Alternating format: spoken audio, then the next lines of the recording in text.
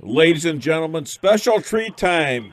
Weinbaum Show favorite, second most powerful person in Israel, and second most powerful in his own house, according to his wife Unit, the future rabbi of the Third Temple and official rabbi of Rolla and St. James, Missouri, Rabbi Moche Rothschild. How are you, Rabbi? I'm good, Dave. How are you? I'm good. Thanks a lot. Hey, the PLO has threatened to cut off relations to the U.S., and either the U.S. has responded by freezing all contact, or was it the PLO that did that? I'm confused. Well, it seems to be a little bit of both. They not renew their I think it was their office space in Washington, and so the PLO. Well, they're not the PLO anymore. They're actually the Palestinian Authority, and they decided to cut ties with the U.S. That's what the papers here are reporting. What will they do without United States backing them? Honestly, I don't think that the U.S. is going to cut funding. That's the big thing. This all seems to be just a stunt, but the U.S. doesn't seem like they're going to cut funding, and that's, at the end of the day, what really matters. But they have the EU behind them.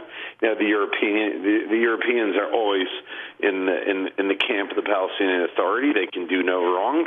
I'm not too worried about them, Dave. To be honest. I thought maybe the Russians might be looking. I don't know about that. I don't think that's going to happen.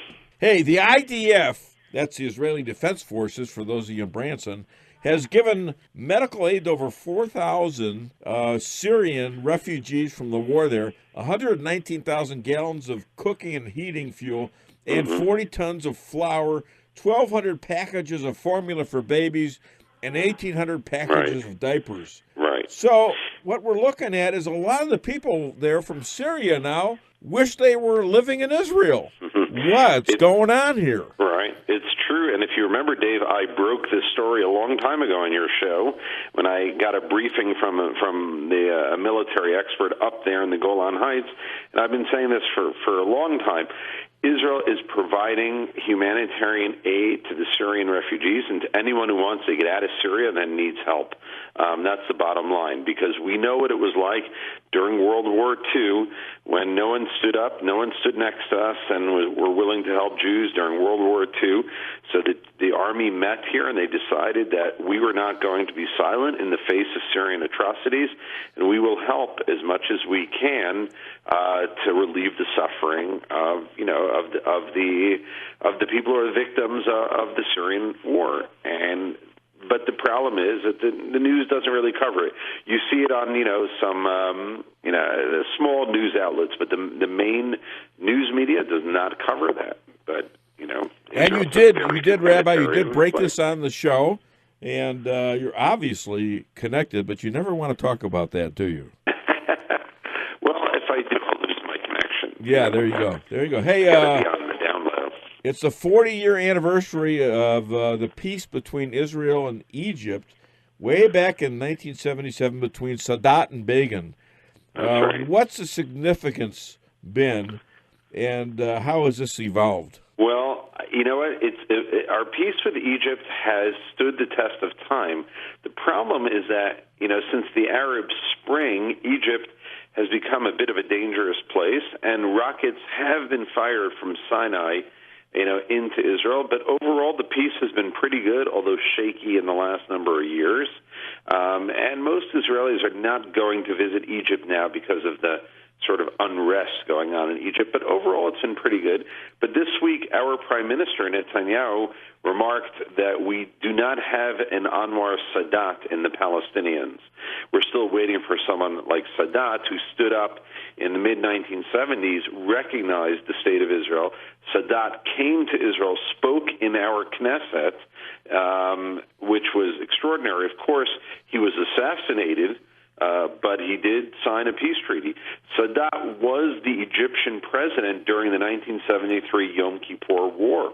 So this is a person who went to war with Israel, recognized the state of Israel, signed a peace treaty with Israel, spoke in the Knesset in Israel. That's the kind of person we're waiting to come out from the Palestinians. Well, the problem is, as you said, he got assassinated, and so there's a lot of Arabs who might want to do this, but are Yeah. afraid of getting assassinated. Very simple. I mean, that's true. Do you know, right now, Dave, the law on the books in the Palestinian Authority is that if they sell land to a Jew, it's the death penalty. Yeah. You can look that up, but that's the law in the Palestinian Authority. Yeah. I believe you. Hey, Rabbi, I think I'm going to fire my psychiatrist. She told me that I was so dumb I couldn't pass a blind taste test. Rabbi Moche Rothschild, all the way from Efrat, Israel. Hi to Yonit and the kids. Happy Thanksgiving, Rabbi.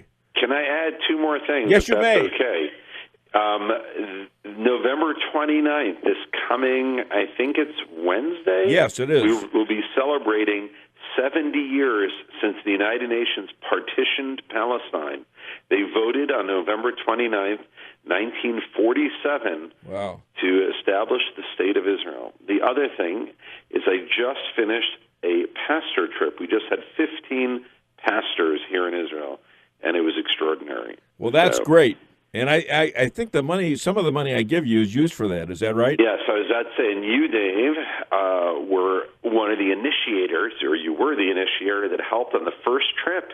You got us off the ground, and you're keeping us going, so we appreciate all that. That's terrific, Rabbi. You're doing great work. And go to teachisrael.org and find out all about the wonderful things Rabbi Moche Rothschild is doing with the Christian community here in America. Thank you so much, Rabbi. All right, Dave. Take care. Shabbat shalom. Shabbat shalom. Bye-bye.